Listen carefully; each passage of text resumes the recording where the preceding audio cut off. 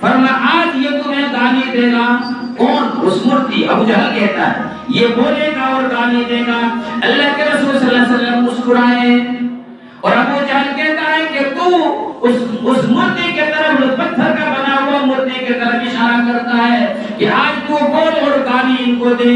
میرے دوستوں لیکن وہ کہاں وہ بولتا ہے، لیکن اللہ کے رسول صلی اللہ علیہ وسلم نے ان کی طرف، اس مردے کے طرف اشارہ کیا اور کہا کہ تو بول اور تو گواہی دے. کتابوں کے اندر لکھا ہے میرے دوستو وہ مردے سے ہی حرکت کرنے لگا.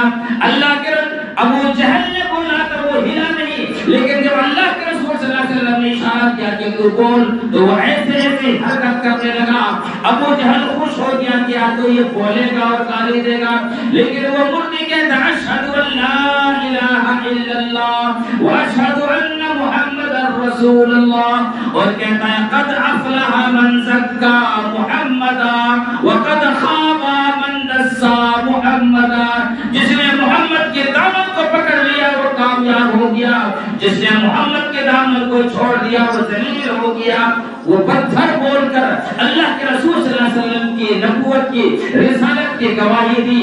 عیسیٰ علیہ السلام کی معجزہ مردے کو زندہ کرنا، حالانکہ میت کے اندر اس میں جان تھی، وہ چلا گیا پھر اس کے اندر روح آ گیا، لیکن ایک بے جان کو بول ڈالا. یہ کتنی بڑی کمال اور کتنے بڑے معجزے.